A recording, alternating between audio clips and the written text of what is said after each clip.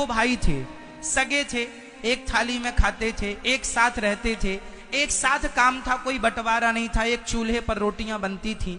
एक दिन क्या हुआ कि एक बड़ा भाई, दोनों भाइयों का एक एक बेटा, दोनों भाइयों का एक एक बेटा था। अब जरा ध्यान से सुनिएगा।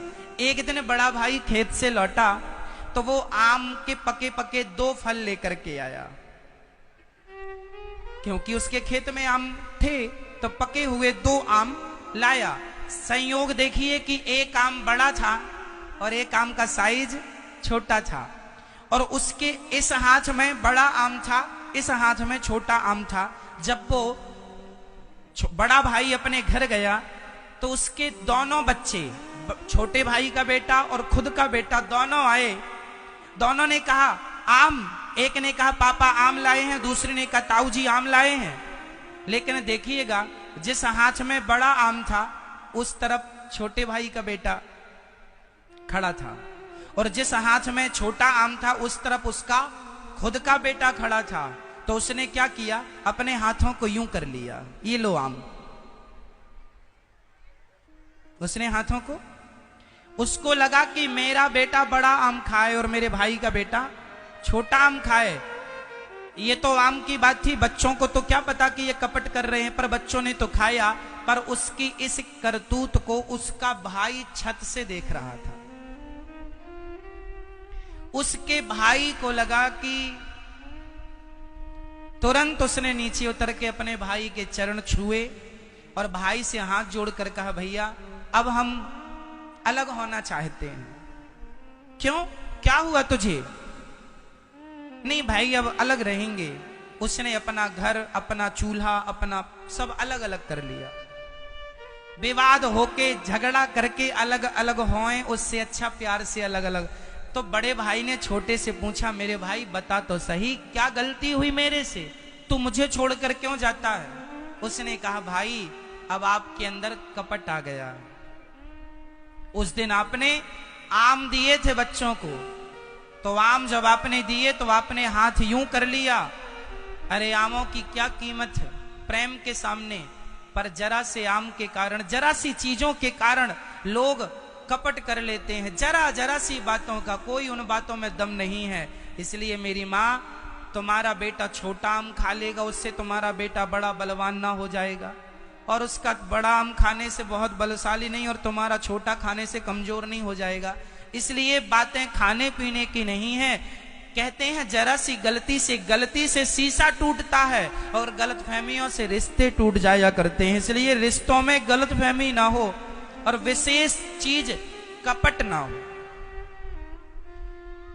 कपट रहित जीवन जीना चाहिए।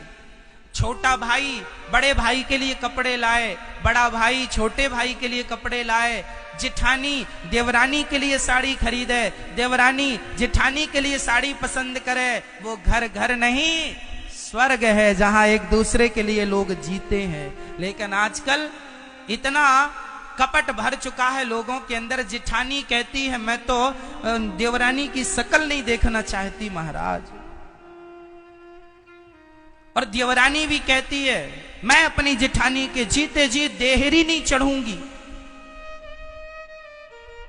तो मैं आपसे सवाल करता हूं, आजकल छोटा भाई अपने बड़े भाई से बात नहीं करता, बड़ा भाई छोटे भाई से कोई छोटी छोटी बातों पर बात नहीं करता। जमीन के बंटवारे के कारण लड़ाई हो गई। अरे भाई तुम भाई हो, एक साथ बैठ के सुलझा क्यों नहीं लेते कि भाई ये तुम ले लो ये हम ले लो। एक ही अपने आप को सरेंडर कर दो, और हो सके कोशिश करो झगड़ा ना हो। चूल्हे अलग होए चलेगा, घर अलग होए चलेगा, कारोबार बिजनेस अलग होए चलेगा, पर मन दिल नहीं होना चाहिए अलग अलग। अलग होकर भी एक रहो। यही जहां सुमति तहां संपत्ति नाना, जहां कुमति तहां विपत्ति निदाना। आज भाई भाई लड़ रहे हैं जरा जरा सी बातों में, पड़ोसी पड़ोसी लड़ रहे हैं जरा जरा सी बातों में। क्या मिल जाएगा तुम्हें लड़कर झगड़कर? आपस में प्रेम करना सीखो। हम मर जाएंगे, कुछ बांध करना तुम्हारे बाप ले गए ना तुम ले जाओगे, केवल प्रेम ही रह जाता है मेरी माँ इस धरती पर। हमारे और आपके द्वारा प्रेम ही रह जाता है। इसलिए प्रेम से रहा करो, निष्कपट होके रहा करो, कोई कपट ना हो। सबके प्रति प्रेम हो। पूतना के अंदर कपट था, इसलिए भगवान ने उन्हें देखना भी पसंद नहीं किया और पूतना को देखकर आंखें बंद कर ली, क्योंकि पूतना का तन सुंदर है, मन सुंदर नहीं, और जिनका तन सुंदर होता है मन सुंदर नहीं होता, भगवान कहते हैं ऐसों को हम देखना भी पसंद नहीं करते। इसलिए क्या जरूरी है मेरी क्या अच्छा करना है, क्या अच्छा करना है, जोर से बोलो, क्या मन। तो आप लोगों का मन अच्छा है? जिठानी को देख के गुस्सा तो नहीं आता? देवरानी को देख के गुस्सा तो नहीं आता? एक जिठानी बोली मेरे से महाराज मैं अपनी देवरानी के घर कभी नहीं जाऊंगी। मैंने कहा जब मरेगी तब रसगुल्ले खाने तो जाएगी तेरी ही में। हाँ महाराज तब जाऊंगी, जब मर जाएगी तब जाएगी, जीते जी नहीं जा रही। तो जमाना यही कहेगा लो जिंदा थी तब तो शक्ल दिखाई नहीं, और अब देखो चली आई अपना। इसलिए मेरी माँ, आज एक भाई मेरे से बोला मैं अपने भाई के घर महाराज जी कभी नहीं जाऊंगा। मैंने कहा जब भाई मर जाएगा तब तो जाएगा कि नहीं जाएगा? आप बताइए, जो भाई आज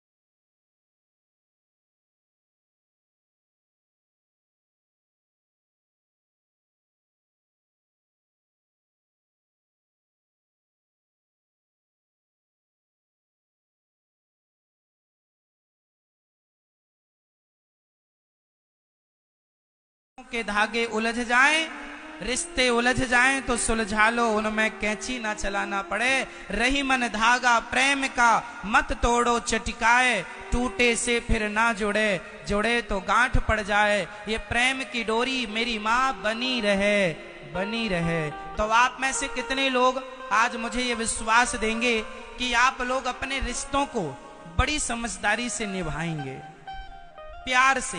हो गई बातें, लड़ाई हो गई थी, झगड़ा हो गया था, अब तो गले लग लो, अब तो प्यार से। अरे शरीर में घाव हो जाएं तो समय आने पे पुर जाते हैं, भर जाते हैं कि नहीं? हाँ या ना?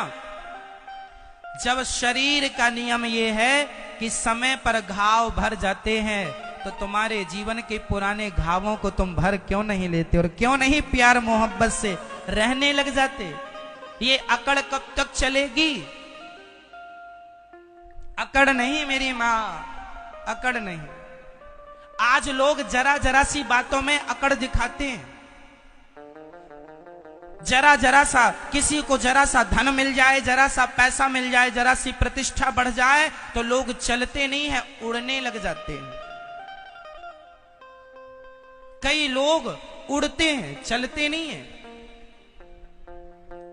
कई लोगों को बड़ा घमंड होता है, बड़ा अहंकार होता है, मेरे पास ये है, मेरे पास ये है। अच्छा, कब तक रहेगा ये और बता दो? जो कहते हैं कि मेरे पास ये है वो है, मैंने अपनी आंखों से देखा है मेरी माँ। मैंने करोड़पतियों को भिखारी बनते देखा है। सबका समय एक सा नहीं होता, ना दिन ही दिन रहेगा, ना रात ही रात रहेगी। हमारे यहाँ, अपने यहाँ कहावत है, घूरों के दिन भी बदलते हैं, समय सबका बदलता है मेरी माँ, समय बदलता है। इसलिए समय आज आपका अच्छा है, इसका अर्थ ये नहीं कि आप अहंकार करेंगे, दूसरों का अपमान करेंगे।